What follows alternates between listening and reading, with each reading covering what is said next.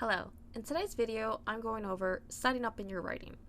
There will be spoilers for the following media: The Wedding Date, the movie, Game of Thrones, the TV show, Something Borrowed, the book, Rio, and Inglourious Basterds. By setting up, I mean laying down the foundation of something. As I mentioned in my Follow Internal Logic video, if you have a world that works a certain way, then explain it somewhere in the beginning. Books aren't like movies where you can visually see something. The sooner you describe something, the better. Otherwise, readers will have to fill in the blank. And if they do that, you're going to be hard-pressed to change their mind on what it's actually supposed to be. This doesn't just apply to world building, but the characters as well.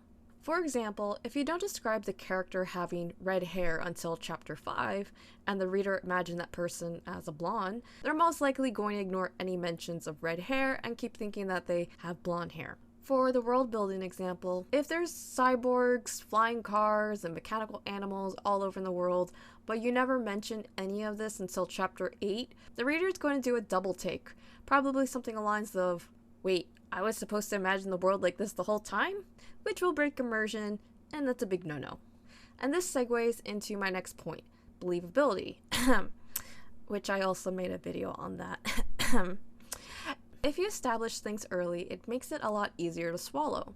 For example, if you have Lauren enter a tennis competition in chapter 13, and she ends up winning, and the only explanation for it after she wins is her saying, "I won 3 tournaments before I quit," the reader will most likely think you pulled that shit out of your ass, and it was an idea that was spur of the moment. That her explanation was just you trying to force them to believe she had this skill all along. To fix this example, you could see Lauren play tennis in a more casual way and show how well she performs before she ever enters the tournament, or you can plant the idea that there's something more, like someone asks Lauren to play tennis, and she says something to the effect of, "I don't play tennis anymore."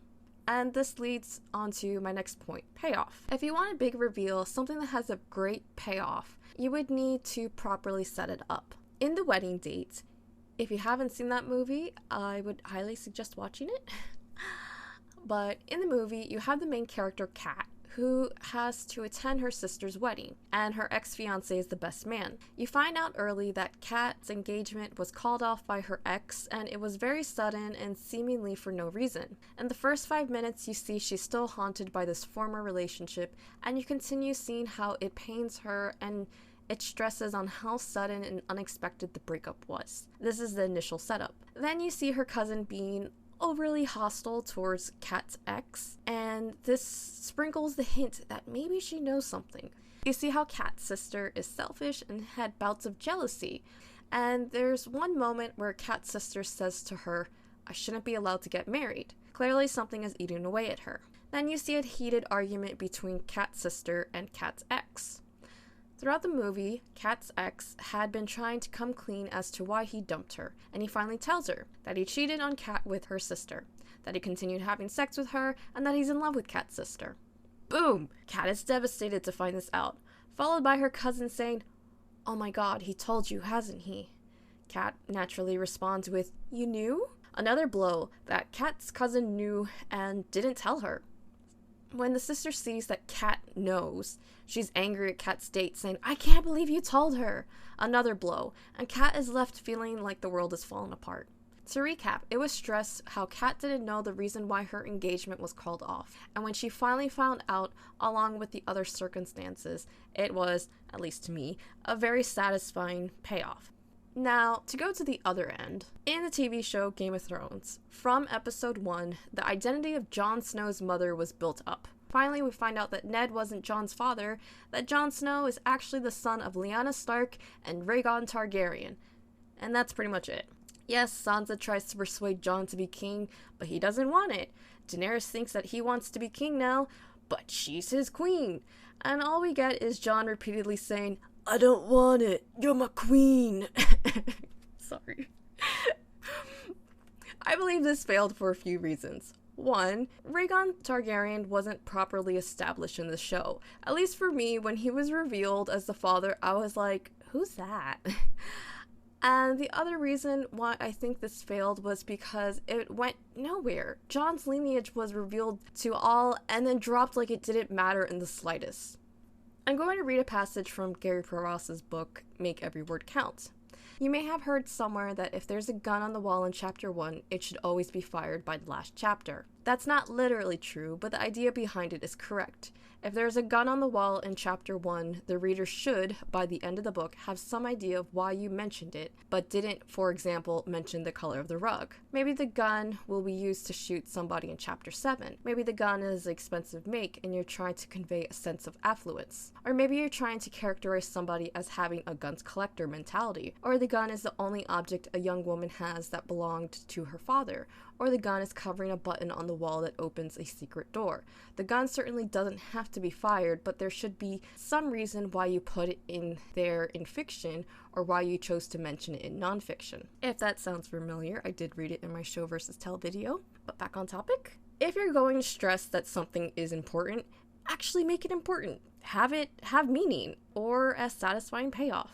Another reason why you would want to set up something beforehand is to help keep the focus on a later scene. Let's say Terry's going to have a big scene where he's trapped in a dark room, and the thing is, Terry's scared of the dark.